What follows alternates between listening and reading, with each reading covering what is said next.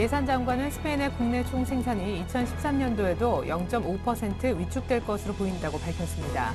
한편 스페인 동부의 발렌시아 지방정부는 중앙정부에 채무 상환을 위한 차환을 도와달라고 요청했습니다. 이에 따라 스페인의 10년물 국채 수익률은 0.27%포인트 급등하며 7.28%까지 치솟았습니다. 유럽 중앙은행이 그리스에 대한 압박 수위를 높이고 있습니다. 파이낸셜 타임스에 따르면 ECB는 그리스 국채에 대해 담보로서의 능력을 당분간 정지시킨다고 발표했습니다. 다만 트로이카가 제시한 조건을 그리스가 잘 이행하고 있는지에 대한 실사 결과가 나온 뒤 그리스 국채 담보 자격을 재평가한다는 계획입니다. 제너럴 일렉트릭이 2분기에 특별 손익을 제외한 주당이익이 38센트로 시장 예상을 훌쩍 뛰어넘는 실적을 기록했습니다. 금융과 에너지 분야의 호조덕이었는데 두 자릿수로 예상했던 올해 연간 이익 성장률 전망도 그대로 유지됐습니다. 가구 소득이 낮을수록 사교육 등 목적의 주택담보 사례가 많은 것으로 집계됐습니다. 한국은행과 통계청 등에 따르면 2011년 소득 하위 20% 가구의 담보대출 가운데 교육비 목적은 2%에 달했지만 소득 상위 20% 가구의 교육비 목적 담보대출 비중은 0.8%에 그쳤습니다. 안녕하십니까. 오늘장 내일장 1부 시작합니다. 최근 일주일에 한 번꼴로 1,800을 쉽게 깨는 코스피인데요. 이번 주는 불행히도 이번 주 초 시작부터 1,800을 깨고 있습니다. 더 정확히는 오늘 스타트 시가가 1,799포인트였었고요. 외국인 기관의 쌍끌이 매도로 1,780까지도 지금 내려와 있는 상황입니다. 삼성전자, 현대차 등 전차 군단이 시장의 하락률을 더 웃도는 상황, 시장을 더 끌어내리는 주역으로 오늘 역할을 좀 보이고 있는데요. 무엇보다 스페인 악재가 불거졌죠. 전해드린 바대로 스페인 지방정부가 중앙정부에 돈 없다고 돈 좀 빌려달라고 SOS를 쳤다고 하고요. 스페인이 내년도에 마이너스 경제 성장, 즉 침체기를 보일 것이라는 전망이 예산 장관의 입을 통해서 나왔기 때문입니다. 자, 어닝 시즌의 하이라이트에 들어서는 한 주, 먼저 첫 번째 스페인 악재부터 넘어야 될 것 같은데요. 시장은 전저점 부근을 맴돌고 있습니다. 오늘장 내일장 1부에서 준비한 소식부터 짚어보죠. 애널리스트를 만난다. 오늘은 동양증권의 조병현 연구원부터 만나보겠습니다. 스페인 우려로 다시 유로존 위기에 불이 붙었는데요. 향후 전망 들어보고 내일 중국의 제조업 PMI 지수가 나오는데 국내 증시 훈풍이 될지 유럽과 중국의 매크로 이슈 챙겨보겠습니다. 계속해서 SK증권의 김민수 차장도 만나볼 텐데요. 코스피 1,800포인트 밑은 밸류에이션 메리트가 있다고 보고 매수에 가담해도 좋은 영역인지 실적 시즌 최고조에 달한 이 시점 증시 모멘텀은 뭐가 될까요? 평택촌놈의 이기는 전략 시간에는 정호영 대표님께 향후 증시 방향은 외국인 선물 매매에 따라 결정될지 파생 분석을 통한 증시 전망과 지금 주식 비중 늘려도 좋을지 전저점 부분에서의 비중 조절법도 알려드립니다. 주간 5% 공략 종목은 오늘 HMC 투자증권 CY지점 박지훈 과장이 주목하는 동양비전으로 설명 들어보겠습니다. 끝으로 마감 전략인 포트폴리오 텐스탁의 이정현 팀장과 함께하는데요. 부정적인 매크로 지표에 대한 전망이 강력한 경기 부양책을 이끌어낼 수 있을까요? 만약 그렇다면 경기 민감주 역발상으로 접근해도 좋을지 CJ, CGV, 크로바 하이텍 등 종목 분석 포트폴리오 전략뿐만 아니라 마감 전략까지 상세하게 챙겨드립니다. 네, 현재 코스피는 1,784, 낙폭이 40포인트 정도 됩니다. 시황센터 먼저 다녀오죠. 시황센터입니다. 지난 주말 스페인의 지방정부인 발렌시아주 정부가 구제금을 신청했다는 소식에 코스피 지수가 2%대 급락세를 보이고 있습니다. 오늘 지수는 장 초반부터 1% 이상 빠지면서 1,800선을 무너뜨렸는데요. 1,790대 초반에서 등락을 거듭하다가 외국인과 기관의 동반 매도세에 현재는 1,780선도 위협하고 있는 모습입니다. 현재 코스피 지수입니다. 전거래일보다 2.08% 하락한 1,785선에서 거래가 되고 있습니다.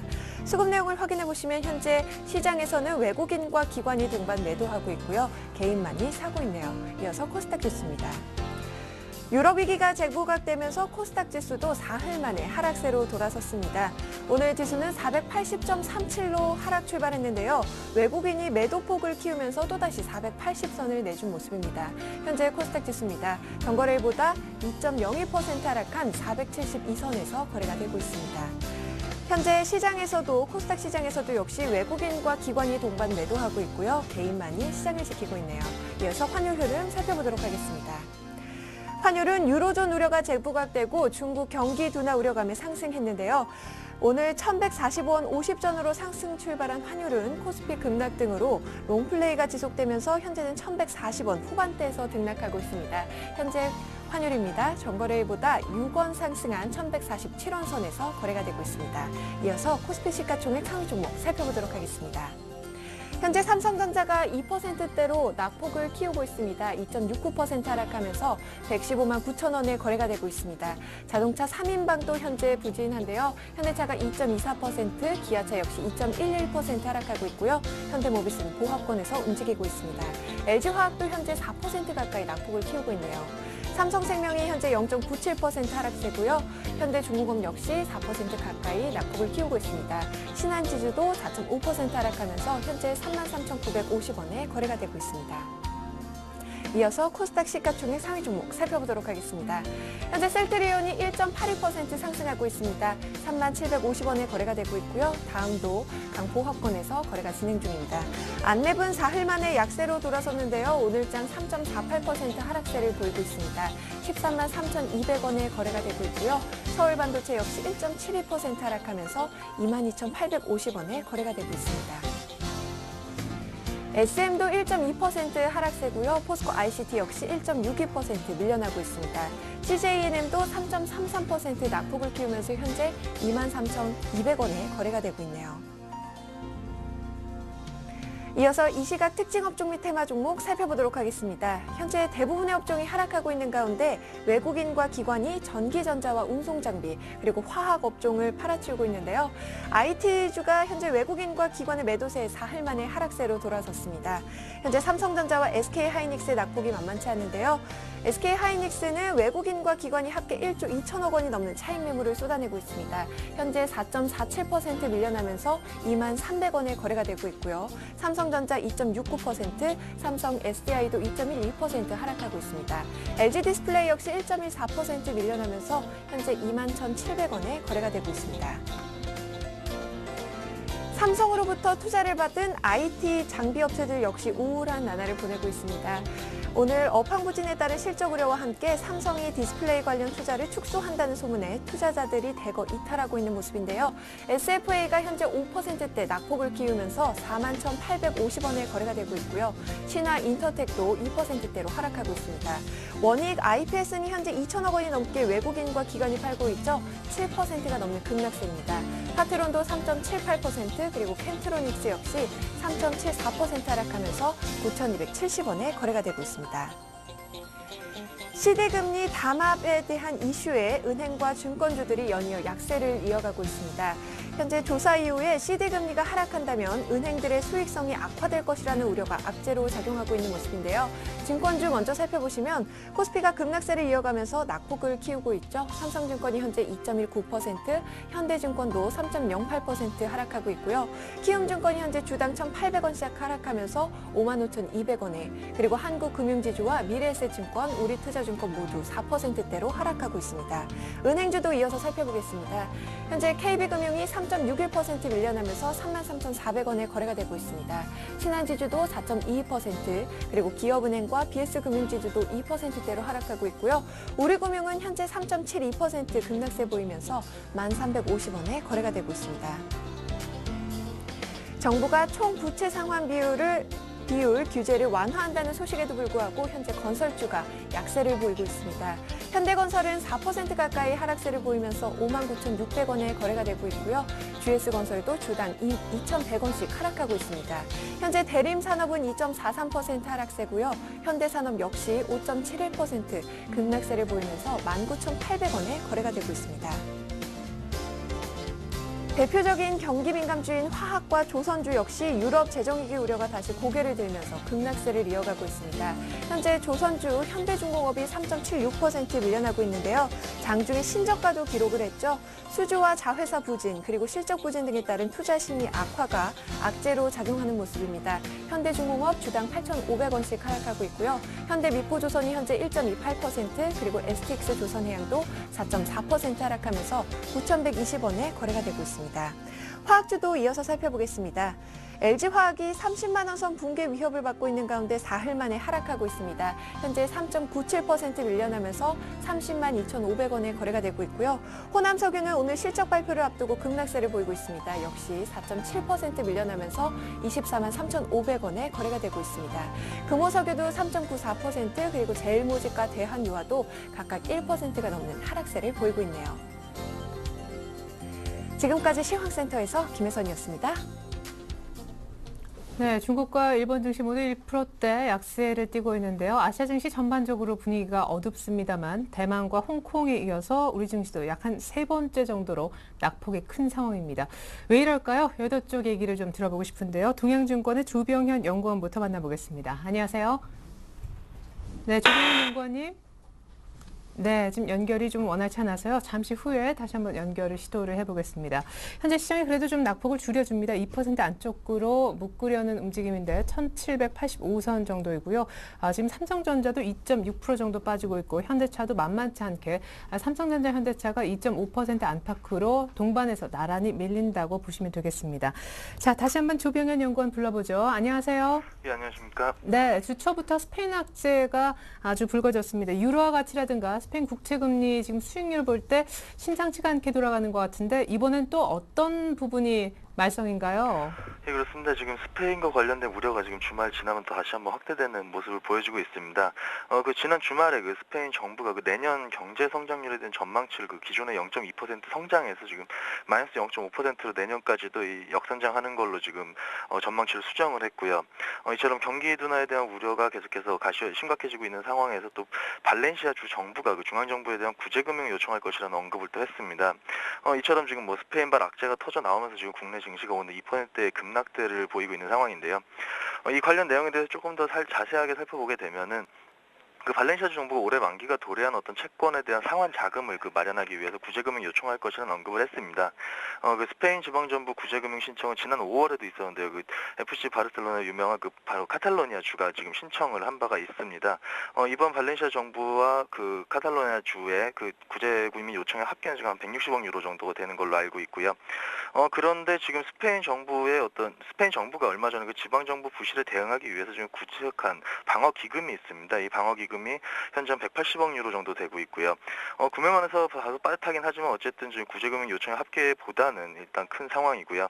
거기다 유로존 차원의 어떤 방화벽, 그 EFSF에서도 지금 2,200억 유로 규모의 가용 자금이 남아있기 때문에 그 규모 면에서 지금 당장 문제가 생기진 않을 것 같습니다. 하지만은 그 향후 다른 주라든지 이런 쪽으로 전염에 대한 우려가 생긴다라고 하면은 이 위기에 대한 우려는 다시 한번 확대될 소지가 여전히 남아있다라고 보고 있습니다.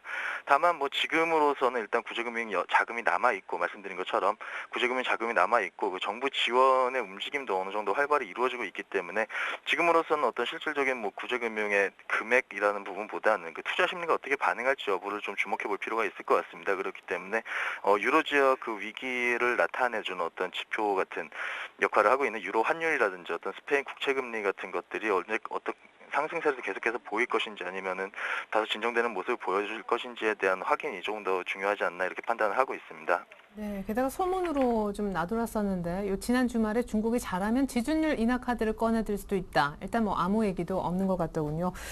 이런 가운데 뭐 베이징대 교수는 2분기보다 중국의 3분기가 더 안 좋다. 이런 부정적인 경기 둔화 시사도 얘기를 했다고 하는데 내일 중국의 PMI 제조업 지수 나오죠. 예상치가 어떻게 됩니까?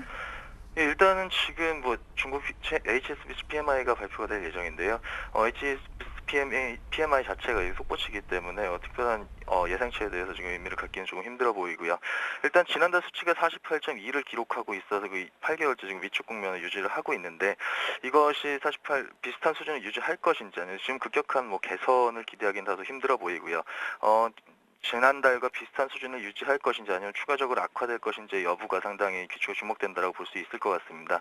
왜냐하면 아까도 말씀하셨다시피 추가적인 중국의 경기 악화에 대한 우려도 지금 제시가 되고 있는 상황이기 때문에 일반적으로 그 경기 저점에서는 그 기대감에 의한 어떤 지수 반등이 나타나는 것이 사실인데 지금이 경기 저점인지에 대한 의구심이 계속해서 유지가 되고 있는 상황이기 때문에 중국발 모멘텀이 제대로 발휘가 못하고 있다라고 판단을 하고 있습니다. 그렇기 때문에 사전적으로 그것에 대한 가늠을 할 수 있는 그 PMI 지수가 상당히 중요하다라고 판단을 하고 있습니다.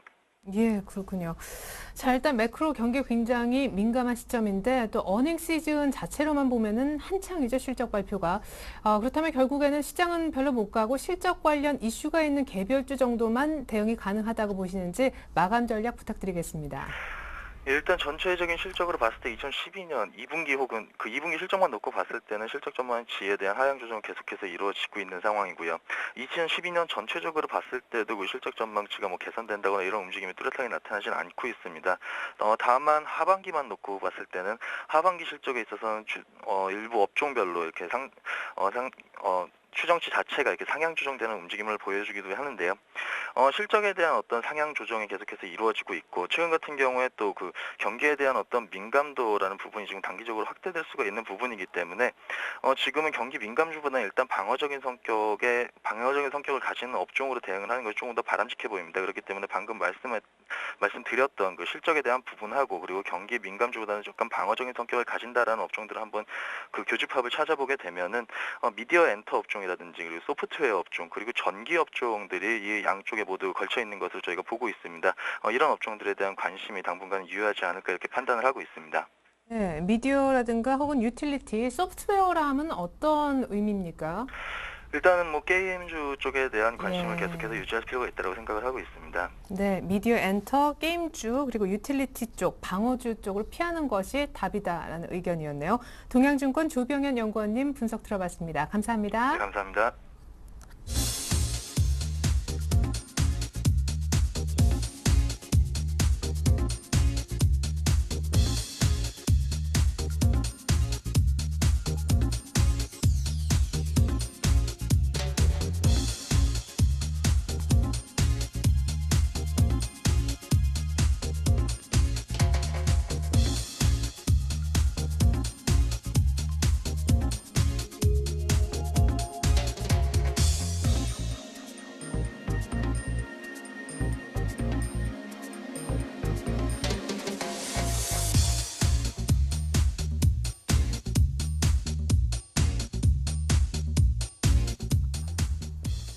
네, 가운데 1800선 밑에서는 가격적인 메리트, 밸류에이션 메리트가 있다고 보신 SK증권 종로지점 김민수 차장님 연결해 보겠습니다.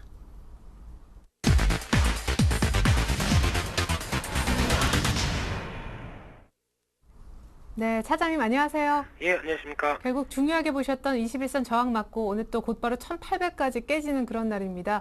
밸류에이션 메리트가 있다고 보시는 것 같지만 일단 당장 저점부터 확인하고 사는 것이 순서가 아닐런지요. 예, 그렇습니다. 일단 시장 흐름들 상당히 참 접근하기 만만치 않은 장세라고 생각됩니다.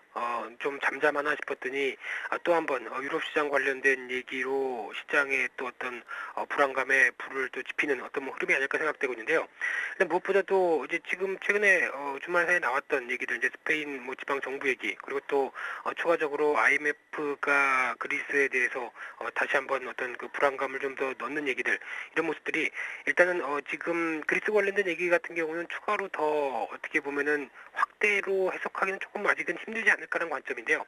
일단 그 상반기 쪽에서 재정 목표치를 감축을 지금 뉴스를 보게 되면은 목표치보다는 좀 더 잘했다라는 관점 쪽으로 좀 나오는 것 같고 거기다 스페인 관련된 얘기들은 일단 이번에 또 스페인 국채 발행 관련된 얘기와 같이 있으면서 거기서 좀 어떻게 보면 좀 항상 통상적으로 좀 점화되는 어떤 그런 분위기였기 때문에 오히려 그런 쪽으로는 일단 그 좀 더 확대 해석하기는 좀 그렇지 않을까라는 관점인데요.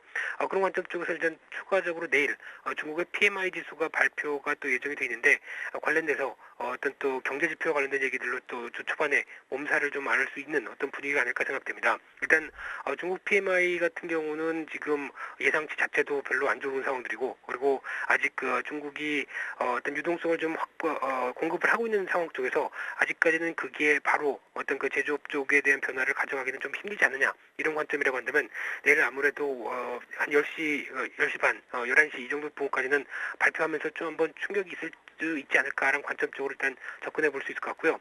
따라서 일단 좀 잠잠했던 모습 쪽에서 어떤 경제 지표, 특히 어떤 그 기업 실적이 아니라 경제 지표 가지고 조금 더 어떤 불안감이 좀 더 커지는 그런 이제 외적인 변수들이 좀 더 커지는 시장 흐름들로 일단 접근을 해야 되는 게 일단 맞지 않을까라는 생각인데, 일단 그 한정은 이 주 초반 쪽에 일단 집중이 돼 있고, 그 다음에는 약간 좀 수그러들 수도 있다는 점, 이 점을 좀 더 염두를 좀 해둬야 될 것 같고요. 거기다가 이제 중요한 거는 이제 그 실적 발표 시즌입니다. 그래서 미국 쪽에서 실적 발표 시즌 관련돼서 일단 애플의 실적을 이번 주에 좀 주목을 해봐야 될 것 같은데요.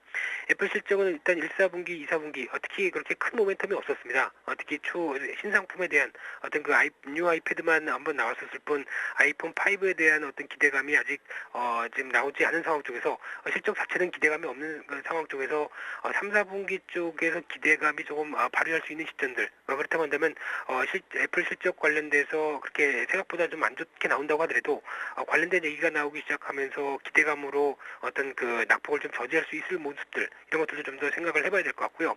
그런 가운데 미국 시장의 어떤 패턴은 다우지수 기준으로 한 13,000대는 들어가지 못하고 어떤 쌍고점 패턴을 만들면서 어떤 저점을 높이는 어떤 국면 쪽의 수렴 패턴이 좀 진행된다고 한다면, 이번에 이제 추가적으로 어떤 그 깊게 추가로 하락할지 아니면은 쌍고점 패턴 맞힌 다음에 저점을 높이는 국면 쪽으로 어떤 이어질지, 어떤 그런 변화에 대한 모습들을 조금 더 지켜봐야 될 것 같고요. 국내 시장 같은 경우는 어떤 글로벌 시장보다 좀 더 체력이 약합니다. 그래서 어떤 올라갈 때도 그를 반영하지 못하고 오히려 하락할 때는 더 많이 빠지는 어떤 그런 현상들이 이끌어지는 모습들인데, 그렇다고 하더라도 지금 나오고 있는 실적 흐름들 가지고 생각해봤을 때는 1800선 이하에서는 계속 어떤 그 밸류에이션 메리트가 계속 작용하는 모습들이기 때문에, 이런 상황 쪽에서 1800선 이하에서 누가 어느 정도 좀 불을 지펴주느냐. 그래서 지금까지는 항상 연기금, 특히 최근에는 어떤 국가기관 쪽 지자체 어떤 그런 자금들 쪽에서 영향을 끼치면서 시장에 대한 불을 조금 지폈었는데, 그런 어떤 매수세가 조금 더 이끌어질 수 있을지 여부들, 그런 어떤 수급 흐름들을 챙겨보면서 일단 그 지금 자체로는 바로 지금 1700, 780선 들어갔다고 그래서 주식 비중을 늘리기에는 조금 부담이 있다고 생각됩니다. 그런 것보다 일단 어떤 말씀드렸던 수급 흐름들이라든가 아니면 추가적으로 어떤 변화들이 확인되는 거 좀 보고, 그다음에 조금 아직 1800선 이하에서는 접근하는 걸로 말씀을 드려보고 싶고요. 말씀드렸듯이 어떤 그런 수급적인 변화가 조금 더 나오지 않는다 그렇다면 한 단계 조금 더 흔들릴 수도 있을 관점들 좀 염두에 두면서 일단 시장의 심리는 좀 취약하다라는 관점 쪽으로 접근해야 될 것 같습니다. 네, 1800 밑에 매수는 맞지만 조금 조심스러워야 된다라는 얘기를 하셨는데, 일단 실적 발표 시즌 속에 모멘텀이 나올 수 있을지, 특별히 실적에서 모멘텀이 개별 종목으로 나올 수 있을지 이 부분이 키가 될 수도 있겠다 싶은데요. 아까 애플 실적 발표 얘기하셨잖아요. 그러면 아이폰 5가 기다리면서 안 산 사람들 때문에 2분기 실적이 안 좋을 수 있다는 얘기신지, 그럼 애플 효과를 기대하지 않는다는 얘기인지, IT주와 또 자동차주도 우리 기업들 실적이 쭉 이번 주 후반에 나오게 될 텐데 관심 업종 소개 부탁드립니다. 예, 관심 업종은 세 가지로 압축했습니다. IT, 자동차, 화학. 어떻게 보면 지금 시장에서 그래도 화학 업종 같은 경우는 어떤 타격을 좀 많이 받았다가 이제 회복하는 국면 쪽에 초점을 맞출 수 있을 것 같고요. IT와 자동차는 그래도 지금 흐름 쪽에서 아무리 실적이 어떤 경기 지표라든가, 그리고 특히 상반기에 나왔던 어떤 실적 흐름들, 이런 흐름들로 봤을 때는 그래도 제일 기대할 만한 업종이기 때문에 계속 관심을 갖고, 그래서 한 15%씩 해서 한 50% 이하로 어떤 주식 비중을 계속 초점을 맞춰보고 있는 상황들이고요.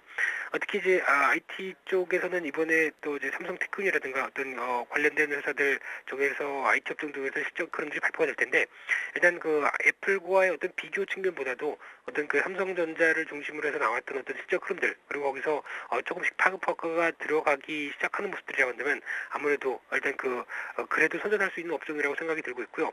자동차 업종이 이번 주에 또 현대차를 중심으로 실적이 발표가 될 걸로 보여지고 있는데, 자동차 쪽은 상대적으로 좀 선전을 많이 했습니다. 특히 유럽 쪽에 대해서 어느 정도 부진한 가운데서도 점유율을 늘려가는 등 실적 흐름들 괜찮으리라고 생각이 되고 있고요. 그런 가운데 어떤 그 자동차 쪽 같은 경우는 오히려 지금 주가가 하락했기 때문에 어떤 주가 메리트도 좀 큰 시점이라는 것들 같이 좀 생각을 해보면서 일단은 특히 이제 실적 발표했을 때 하반기에 대한 전망들이 좀 중요할 것 같습니다. 그래서 지금 시점은 하반기에 어떤 글로벌 경기 위축으로 좀 좀 자동차 판매도 영향을 받지 않느냐라는 관점인데 이런 쪽에서 어느 정도 현대차가 자신을 갖는 모습들을 보이게 되면은 오히려 주가에 조금 긍정적인 모습으로 나오지 않을까라고 생각하고 있습니다. 예, ID 차에 대해서만 얘기하셨는데 똑같은 비중으로 지금 포트에 관심 있게 지켜보고 계신 화학주에 대한 대응은 어떻게 하면 좋을지 이것하고요.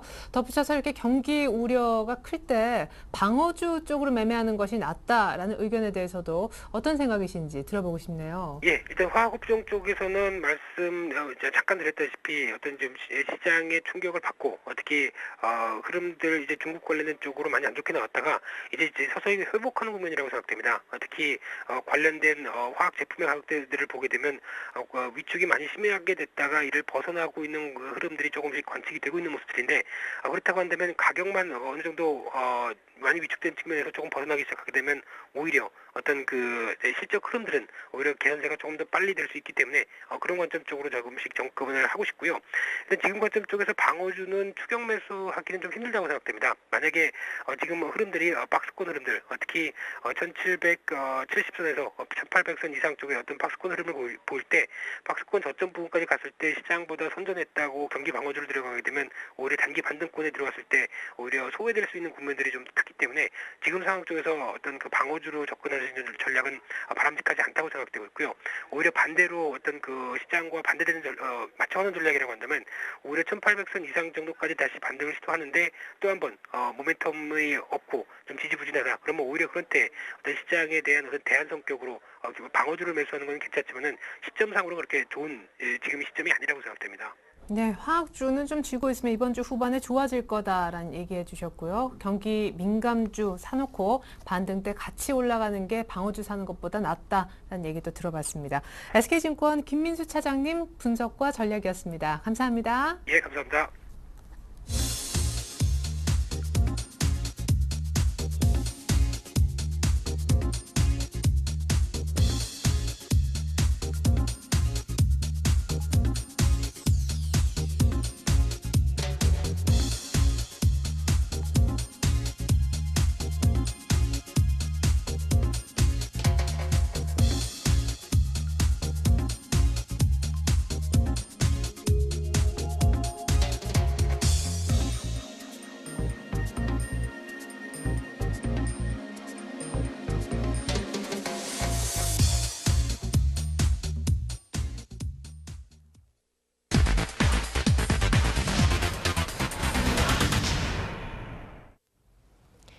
안녕하세요. 평택촌놈의 이기는 전략 김보람입니다. 정우영 대표님과 함께 오늘장 마감 전략 세워보겠습니다. 대표님 안녕하세요.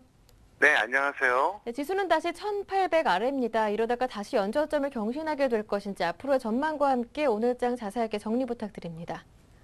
네, 오늘까지의 결과로만 보면은 1800선이 이제 다시 붕괴가 됐고요. 그다음에 신저가 갱신을 좀 시도하고 있습니다. 그런데 다행스럽게도 신저가는 기록하지 않고 이 시간 현재 1790선대를 이제 회복해주는 양상인데요.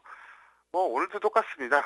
삼성전자 하락 플러스 외국인들의 선물 매매 동향에 의해서 이제 파생이죠, 결국. 그것 때문에 무너지는데 다행스러운 것은 현재 외국인들이 선물에서 순매수로 전환됐다는 점입니다. 장중한 때 2600계약까지 순매도였다가 지금 현재 순매수로 전환됐는데요. 아마도 이것 덕분에 좀 반등하지 않나 이렇게 보고 있습니다. 그래서 일단 오늘 굉장히 좀 충격이 크실 텐데요. 뭐 어쩔 수 없습니다. 지금 이렇게 보시면 돼요. 우리나라 지수가 왜곡됐다고 하는 것은 이제 누구나 다 아는 사실입니다. 그리고 왜 그런지도 제가 누차 설명을 드렸습니다. 삼성전자하고 파생시장 영향인데요. 이 왜곡된 흐름이 언젠가는 이게 마감이 됩니다. 그때는 급등하는 패턴이 나오니까 일단은 정해진 기준에 따라서 여러분들이 대응해 주시고요. 지금은 뭐 적당히 단타 매매도 하시면서 어느 정도 시간을 보내시는 게 낫습니다. 그래서 지금 무조건적인 홀딩이나 관망보다는 좀 융통성 있게 대응을 해달라 설명드리겠고요. 내일 예상은 역시 이제 외국인 선물 매매 동에 따라서 아마도 결정될 겁니다. 그래서 일단 그걸 보셔야 되는데요.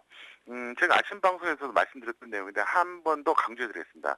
오늘도 마찬가지고요. 앞으로도 그렇습니다. 이걸 꼭 보시기 바랍니다. 외국인 선물 매매 시나리오인데요. 예를 들어서 외국인들이 선물에서 순매도가 나오고 미결제 약정이 증가가 되면 지수로 볼 때는 최악의 시나리오입니다. 이게. 이렇게 되면은 안 그래도 선물에서 누적 순매도가 엄청나지 않습니까? 그런데 더 악화되는 거고요. 반대로 외국인들이 선물에서 순매수가 나오고 미결제 약정이 증가가 되면 이건 또 최선의 시나리오가 됩니다. 그래서 일단 여러분들이 시장을 보실 때 삼성전자의 등락도 보시지만 특히 이제 수급 동향 체크하실 때 이렇게 보세요. 외국인들이 오늘 순매수하는지 순매도하는지 이걸 보시고요. 또 미결제 약정이 증가하는지 감소하는지 이렇게 보시기 바랍니다. 그래서 만약에 뭐 외국인들이 순매도하면서 미결제 약정이 감소된다거나 순매수하면서 미결제 약정이 감소되면 이러면은 이제 중간 정도로 보시면 되겠는데 어쨌든 극단적인 흐름으로 봤을 때 순매도하면서도 미결제 약정이 증가된다. 사실 오늘 같은 현상이거든요. 지금 말씀드린 순간에 또다시 이제 그 매도로 전환됐었는데요.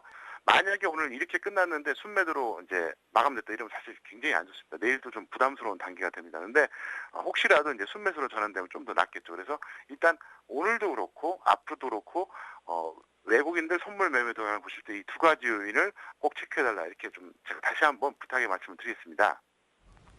네, 그렇다면 오늘장 마감 전략은 어떻게 세워볼까요? 지수가 다시 1800선 아래라면 주식 비중을 줄여야겠네요.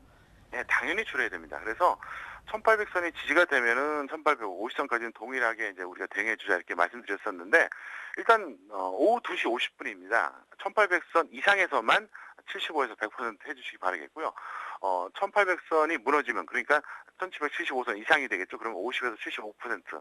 현재 지수로 봤을 때는 대략 50에서 75% 정도가 맞습니다. 왜 그러냐면 1800선은 무너지고 1775선은 지지가 됐기 때문에 그 정도에 지금 문제가 없습니다. 그래서 일단 오늘 특별한 일이 없다 그러면 한 50에서 75% 유지해 주시기 바라겠고요.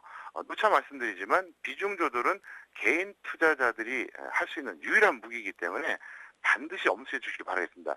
제가 보건대 그래요. 저도 주식을 좀 오래 한 편이거든요. 이제 올해 24년째고 이제 주식 전문가 13년째 그리고 인터넷 방송 12년째인데 아마도 그 작년 여름 이후로 올해 봄 또 현재까지 이렇게 보면 아마도 개인들의 대다수가 엄청나게 손실이 있거나 아마 좀 관망하는 상태가 될 겁니다. 근데 지금은 그럴 필요 없이 저희가 전달해드린 기준만 잘 엄수하시면 큰 무리가 없을 것 같습니다. 네, 이어서 마감 종가 공략주도 살펴보겠습니다. 오늘은 코덱스 레버리지 주신다고 들었는데요. 이 종목은 두 번에 걸쳐서 추천해 주셨던 종목으로 알고 있는데요. 네, 한 번은 손절을 했고요. 한 네. 번은 아직까지 홀딩 중에 있는데요. 또 한 번 추천하겠습니다. 왜 이걸 추천하냐면은 현장세 같은 경우에는 지수가 반등이 나온다고 하더라도 솔직히 가는 것만 가거든요. 그래서 종목 잘못 잡으면 오히려 지수 반등 나와도 재미가 하나도 없어요. 그래서 일단 레버리지 같은 경우 상당히 정직합니다. 지수가 올라가면 반드시 수익이 나오고요. 떨어지면 이제 역시 반드시 이제 손실이 나타나는데요. 업종하고 테마는 상향하겠고요. 종목은 코덱스 레버리지 12630. 오늘 다시 한번 들어가시기 바라겠고요. 일단 여기서 크게 봤을 때 손절가 10%, 목표가 20% 정도 보시면서 대응해 주시면 무리가 없겠고요. 지금은 사실 우량주들 같은 경우 확실하게 삼성전자를 들어간다든가 아니면은 이렇게 레버리지를 들어가는 게 낫지 어설프게 이것저것 뭐 들어갔을 때는 오히려 안 좋을 것 같습니다. 그래서 제가 다시 한번 레버리지를 전달해 드렸습니다. 네, 보유하신 분들이라면 지금 추가 매수도 괜찮다고 보시는 건가요? 네, 추가 매수 해주시고요. 이제 일단은 주식 비중 전체적으로 조절하면서 이제 예를 들어서 이제 지수가 올라가면 그대로 끌고 가고 내려가면 이제 레버리지라도 약간 줄여야겠죠. 네, 그리고 손절가 오면 손절하고 그것만 지켜주시면 됩니다. 뭐 반복적으로 말씀드리지만 서울경제TV 시청자분들은 지난 5월, 6월, 7월 동안 제가 저점 매수 계속 시켜드렸었는데 뭐 그대로 하시면 될 것 같습니다. 어차피 지금 절대 다수의 개인 투자자들은 정말 좀 심하게 표현하자면 죽지 못해서 지금 매매하고 있는데요. 우린 그게 아니니까 즐기자는 얘기죠. 네, 알겠습니다. 말씀 잘 들었습니다. 오늘 도움 말씀 고맙습니다. 네, 감사합니다. 네, 지금까지 평택 촌놈의 이기는 전략 김보람이었습니다.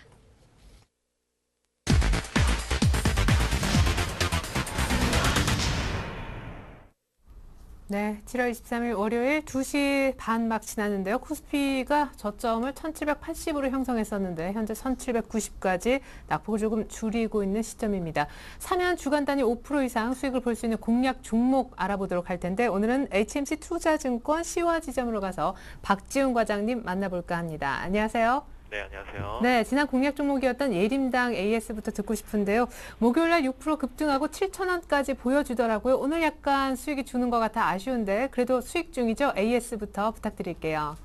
예, 일단은 뭐 16일 날 말씀드리고 나서 언제죠?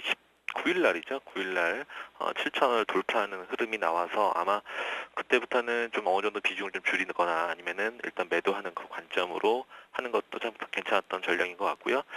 지금 시점에서는 오늘 뭐 시장이 어떤 많이 폭락이 있었기 때문에 일단 뭐 조정받고 있지만 아직까지는 뭐 추세가 깨지거나 그동안 매수 가담했었던 기관들의 어떤 매수량이 이탈하는 모습은 아직 눈에 띄지는 않고 있기 때문에 물론 뭐 아직까지 좀 더 추가적인 상승은 좀 열어둬도 괜찮겠지만 일단 리스크 관리 차원에서는 일단 한번 비중 조절 또는 이익실을 하는 그런 전략이 좀 맞지 않겠나. 하지만 일부 물론 수량은 좀 챙겨가지고 좀 추세대로 쭉 끌고 가는 전략도 나쁘지는 않을 것 같습니다. 예, 오늘 일부 수익 실현해도 괜찮겠지만 일부 물량은 또 들고 가도 좋겠다. 예림당에 대한 설명이었습니다. 자, 그렇다면 오늘 공략 종목으로는 어떤 종목을 말씀해 주실 건가요? 예, 오늘은 동양기전이라는 종목인데요. 거래량이 많이 안 되는 종목이긴 하지만 지금 현재 12,550원에 거래가 되고 있거든요. 그래서 한 매수가는 한 12,500원 정도 밑에서 사면 더 좋겠지만 한 12,500원에서 한 12,450원 정도 해서 괜찮지 않겠나 싶은데요. 일단은 목표가는 14,000원. 그러니까 현재 지금 목표가 설정이라고 하는 거는 박스권이라고 우리가 상정을 한다라면 올해부터 계속 박스권이 3월부터 쭉 형성되고 있는 가격대가 한 12,000원 중반대에서 한 13,000원, 14,000원까지 라인대로 잡았을 때 일단은 뭐 14,000원 박스권 상단 부분을 일단은 목표가 정할 수 있는 부분이고요. 손절 라인은 12,000원까지는 일단은 관여를 한번 100% 주셔도 무방할 거로 보여집니다.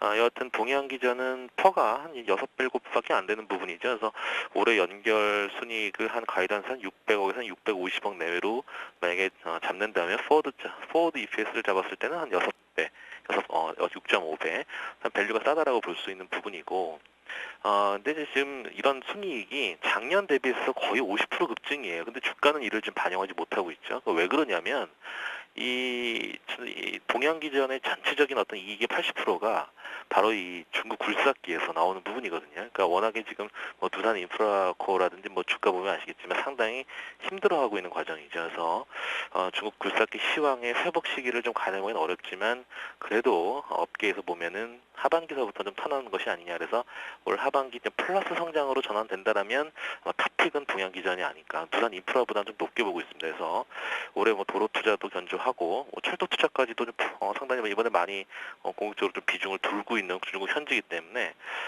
그렇게 되면 한 3천억 위안 정도 투입될 거거든요. 그렇다면 철도 투자가 그렇게 된다면 동양기전에 구석 판매도 상당히 증가하고 있을 거로 보여집니다. 그래서 일단은 뭐 주가가 좀 올라가는 일만 남지 않겠냐 생각하는데 다만 제가 앞서 서두에 말씀드렸듯이 거래량이 좀 아쉽다라는 관점입니다. 그래서 그 부분을 좀 좀 넘어야 할 산매이긴 하지만 이 부분이 아마 거래량이 없는 이유는 워낙에 좀 물량이 많이 잠겨 있는 그런 상황이도 좀 고려하시면 될 것 같고요. 현재 주가가 12,550원. 그래서 일단은 단기적으로 한 13,000원에서 13,500원 라인대까지 한번 양봉이 한번 나와준다면 14,000원까지 뭐 충분히 무리가 없지 않겠냐 싶습니다. 네, 중국발 모멘텀 인프라 투자 같은 거 나오면 인프라 코어보다 더 많이 갈 것이다. 오늘 동양기전 설명을 한번 들어봤습니다. 거래량 적은 것에는 주의를 당부해 주셨어요. HMC 투자증권 시화지점 박지훈 과장님의 동양기전 오늘 공략주 설명 들어봤습니다. 감사합니다. 네, 감사합니다. 네, 다행히도 외국인들의 선물을 거의 좀 매수 전환해주는 분위기입니다. 샀다 팔았다 하고 있지만 때문에 프로그램 매도 규모가 확 줄어서 낙폭이 좀 줄어들고 있는 것 같네요. 다시 한번 전략 세워보고 포트폴리오 얘기도 이어서 해볼까 합니다. 오늘은 텐스탁에서 이정현 팀장님이 나와주셨어요. 안녕하세요. 안녕하세요. 네, 어닝 시즌에 이제 하이라이트를 보려고 하는 차에 유럽발 위기가 불거졌는데 스페인도 스페인이지만 IMF가 그리스의 뭐 자금을 좀 끊을 수도 있다 해서 그리스 9월 디폴트설까지 또 나왔네요. 예, 지금 뭐 들으신 것랑 마찬가지로 지금 현재 유로존 위기에 지금 재부각되고 있습니다. 뭐 일단 그 그리스도 그리스고 지금 일단 지난주 막판에 일단 외국인 수급 개선되는 모습 보이면서 일단 기다리던 반등 신호가 오는 것이 아닌가 하는 생각을 했습니다. 그러나 이제 오늘장 보면 이제 한 국가의 이제 지방 정부까지 이제 신경 써야 하는 상황인데요. 일단 스페인 지방 정부 중에 하나인 발렌시아가 이제 중앙 정부에 이제 구제금융 신청했죠. 이제 스페인은 이제 긴축안으로 인해서 이제 예산안 삭감을 고스란히 당한 이제 세금 징수권이 없는 이제 지방 정부가 이제 가장 큰 피해를 보고 있는 거라고 볼 수 있습니다. 하지만 이제 이 부분 역시 이제 예상 가능했던 범위라고 볼 수 있고요. 그래서 지난주 이제 스페인 중앙 정부가 이제 180억 정도 이제 유로 구제금융 펀드를 이제 만들겠다고 했습니다. 근데 그 180억 자체가 이제 일단 지방 정부가 연말까지 상환해야 되는 이제 150억 유로를 커버할 수 있다는 점에서 시장의 영향은 좀 제한적이라고 보겠고요. 일단 하지만 이제 현재 이제 스페인 국채 금리 방향에 따라서 이제 이번 주 장이 움직일 것으로 보이기 때문에, 그리고 또 방금 들으신 거와 마찬가지로 이제 IMF가 이제 그리스 쪽에 이제 자금 지원을 하지 않을 수도 있다는 이제 소식도 오면서 일단 유로존 리스크에 다시 관심을 가져야 하는 상황이 다시 됐다고 볼 수가 있겠습니다. 게다가 이제 유로존 리스크를 포함해서 지금 실적 발표 등에 이제 현재 이제 국내 증시는 이제 그 기대감과 우려가 이제 공존하면서 등락 거듭하고 있습니다. 마지막 이제 부정적인 경기 전망이 이제 투자자들에게 부담으로 작용할 수도 있겠지만 이제 강력한 이제 경기 부양책이 뒤따를 수도 있다는 이제 기대감을 가질 수도 있는 상태입니다. 일단 중국의 이제 지준율 인하에서부터 이제 미국 GDP, 뭐 유럽 PMI 지수까지 지금 현재 이제 큰 변수들이 지금 아직 존재하고 있습니다. 하지만 이제 현재 우리가 이제 중요하게 봐둬야 될 것이 이제 역시 이제 실적이라고 보고 있는데요. 이제 방금 말씀드린 이제 기대와 이제 우려 속에서 이제 실적에 대한 긍정적인 발표가 이제 나오게 돼서 이제 세계 경제에 대한 우려가 이제 조금씩 이제 사라진다면 이제 시장 인식도 이제 돌아올 뿐더러 이제 실적 대비 저평가 정도가 이제 큰 종목을 위주로 이제 중심으로 이제 반등이 시작될 것으로 보고 있습니다. 뭐 이제 마지막으로 뭐 말씀드리자면 이제 산업군으로 얘기를 드리자면 이제 올해를 비롯해서 이제 내년에도 이제 시장의 성장 주체는 이제 스마트 기기라고 보고 있는데요. 이제 IT 쪽에서도 이제 스마트 기기 쪽에 집중하셔야 될 것 같습니다. 뭐 이제 따라서 이제 핵심 부품군들 역시 이제 큰 성장세가 이제 예상되고 있는데요. 이제 지금 이제 한 가지 예를 들어서 이제 갤럭시 S3를 들어보겠습니다. 뭐 현재 이제 글로벌 판매량이 이제 1천만 대를 돌파했다고 하고 있습니다. 뭐 이제 2달도 안 돼서 이러는 셈인데 이제 이 기록 자체가 이제 갤럭시 S2의 기록을 이제 능가하는 추세라고 합니다. 이 밖에도 이제 경쟁사들의 이제 새로운 신제품들이 많이 나오고 있고요. 이제 이런 상황에서 이제 스마트 기기에 대한 관심은 더 커질 것으로 예상이 됩니다. 이제 관련 업종에 대한 대장주 및 이제 부품주들 이제 관심 있게 지켜보시길 바라겠습니다. 네, 이제 부품주에 대한 관심을 얘기하셨는데 사실은 지금 이런 시장 분위기 속에서 그 어떤 종목이나 주식에 관심을 가지라는 얘기 자체가 부담일 수도 있겠다라는 생각이 듭니다. 일단 1800포인트가 다시 한번 깨졌고 전 저점 부근에서 오늘 올라오긴 했는데 사는 게 맞긴 맞습니까? 일단 손절해놓고 나중에 충분히 올라오는 게 확실시되면 그때 뭐 어떤 종목을 사든 섹터와 무관하게 매수해도 충분히 수익이 날 것 같은데 지금 그냥 관망하는 게 낫지 않나요? 네, 맞습니다. 제가 보기에도 지금 만약에 보유 중이시고 이제 지정한 이제 손절가 라인에 이제 도달하셨다면 이제 서슴지 말고 일단 손절을 하시는 편이 나을 것 같고요. 네.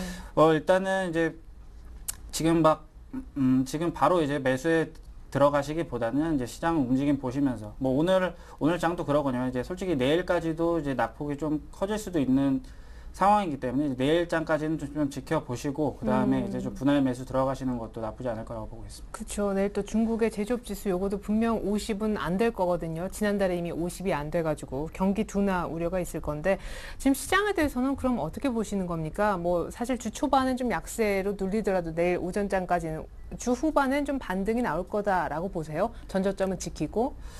네, 저는 솔직히 말씀드리면 좀 이렇게 뭐 긍정적인 말씀을 못 드려서 좀 죄송하지만 솔직히 이번 주 내에서는 이제 1820선 이상은 올라가는 일은 솔직히 없을 거라고 지금 보고 있고요. 일단 지금 이번 주 만약에 투자에 이제 동참하실 생각이시라면 이제 지표 나오는 거 보시면서 이제 기업 실적 좀 유념하시면서 이제 그 종목 위주로 좀 작게나마 좀 분할 매수 조금씩 들어가시는 것이 낫다고 보고 있습니다. 예, 그래서 아까 이제 그나마 이제 이익적인 측면에서 볼 건 IT고 역시 좀 대형주는 요즘 수익 내기 어려워서 이제 부품주를 얘기를 하셨는데 오늘 그럼 신규 추천 종목은 IT 부품주 쪽인가요? 네. 일단 지난주 말씀드렸습니다. 뭐 이제 코스닥 실적주 위주로 이제 좀 투자하시길 당부드렸고요. 게다가 또 이제 방금 말씀드린 이제 스마트 기기 관련주들 그리고 뭐로서 이제 삼성전자, 뭐 LG이노텍, 뭐 SMD, 동부하이텍 등 등을 이제 주요 고객사로 두고 있는 이제 IT 부품 업체입니다. 이제 크로바 하이텍을 들고 나왔는데요. 이제 본 종목 이제 실적과 함께 이제 무선 충전 기술에 대한 이제 기대감이 있는 종목입니다. 뭐 예전에 말씀드렸듯이 이제 무선 충전 기술 자체가 이제 굉장히 혁신적인 기술인데요. 이제 관심 받는 것이 이제 당연하다고 보고 있습니다. 뭐 이 무선 충전 기술에 이제 상용화가 잇따른 가운데 이제 동사 이제 무선 충전기의 이제 대량 납품이 지금 가능성이 이제 주목을 해야 될 것 같습니다. 현재 이제 국내에는 삼성전자, LG전자를 중심으로 이제 납품이 진행 중에 있고요. 지금 게다가 또 이제 동사는 이제 코일 부문에 있어서 이제 국내 최고의 이제 기술력을 이제 보유한 회사이기도 합니다. 뭐 현재는 이제 글로벌 건전지 제조업체로 이제 대규모 이제 무선 충전기 납품 계약이 이제 임박해 있고요. 또한 이제 반제품 형태의 이제 무선 충전기 납품을 위해서 이제 국내 업체들과의 이제 미팅도 이루어지고 있다고 합니다. 이제 이를 봤을 때 이제 무선 충전 시대에 있어서 이제 최대 수혜주가 될 것으로 보고 있고요. 게다가 동사가 이제 지난해부터 이제 아몰레드 TV용 이제 IC 칩을 개발에 이제 박차를 가하고 있습니다. 그리고 OLED TV 본격 양산이 된다면 이제 상용화에 따른 이제 수혜가 또 예상이 되고 있고요. 뭐 이런 점들을 봤을 때 동사 이제 2012년도 매출액이 플러스 13%, 그리고 영업이익 플러스 63%, 그리고 순이익은 179%로 이제 창사 이래 최대 실적을 이제 달성할 것을 이제 전망하고 있습니다. 마지막으로 잠깐 차트 보고 넘어가시면, 네. 지금 5월 들어서 이제 큰 등락폭 보여주면서 주가 움직이고 있는데요. 지금 주목해야 되실 것은 이제 조금씩 저점이 올라가고 있다는 것이기도 합니다. 뭐 그래서 이제 뭐 이번 주 한 해 동안 이제 꾸준히 보유하셔도 될 종목으로 보고 있는데, 다만 이제 5,700원 라인에 지금 물량이 좀 많이 쌓여 있습니다. 그러네요. 그래서 일단은 단기 목표가를 5,700원으로 잡고요. 일단 이 또한 추세 깨지 않는 이제 4,900원 라인 정도, 이 4,900원 라인 정도를 이제 손절가로 지정을 해서 이제 보유하고 이제 수익 내셨으면 좋겠습니다. 네, 오늘 종가 정도 매수해도 괜찮은 거죠? 예, 맞습니다. 오늘 종가에 매수 들어가셔서 짧게 보고 나오시는 것이 괜찮을 것 같습니다. 네, 트레이딩으로 IT 부품주, 무선 충전 관련 테마주라고도 보셔도 돼요. 크로바 하이텍. 그렇다면 기존 포트폴리오에는 어떤 종목이 담겨 있었을까요? 자, 이정현 팀장님 포트 나오고 있는데 CJCV 정도만 남아서 20%로 비중이 실려 있었었군요. 누적 수익률 한번 볼까요? 오늘 뭐 시장 분위기 대비 나쁘지 않은 것 같은데요. 수익이 크게 나는 상황은 아니지만 또 뭐 손실폭도 크지 않은 그런 상황인 것 같습니다. 지금 매수가가 얼마죠? 26,000원대 초반인데 지금 현재 가격, 이게 이제 저희가 낮 12시 기준으로 집계한 건데 지금 시간으로 하면은 손실권은 전혀 아닌 것 같습니다. 간단하게 AS 부탁드릴게요. 예, 지금 잠깐 살펴보시면 이제 CJV 오늘 뭐 이제 분봉상으로 이제 1시 45분부터 이제 지금 약간 수익권에 들어오기 시작했습니다. 네. 일단 다크나이트 라이즈 이제 개봉과 동시에 이제 엄청난 관객이 좀 몰리고 있는데, 이제 오늘 장에서도 이제 비교적 잘 버티고 있다가 지금 바로 수익권으로 올라오고 있는 모습입니다. 이를 봤을 때 이제 홀딩해서 이제 수익 가져가실 수 있게 더 좀 보유하시길 바라겠습니다. 네, 27,000원, 28,000원까지 목표가. 지금 혹시 거의 매수가 부근인데 신규 매수도 괜찮습니까? 지금 솔직히 지금 매수해서 보고 있는 가격대가 이제 일단 1차적으로 27,000원이고요. 네. 만약에 이걸 강하게 돌파하는 순간에는 뭐 28,000원까지 보고 있지만 지금 추가 매수를 들어가기에는 조금 늦은 것 같고요. 일단은 보유 중이신 분은 이제 더 홀딩하시는 것이 낫다고 보고 있습니다. 네, 좋습니다. 요것도 이제 짧게 1차 목표가 27,000원까지만 좀 안전하게 보면 좋겠습니다. 완성본 끝으로 보여드릴게요.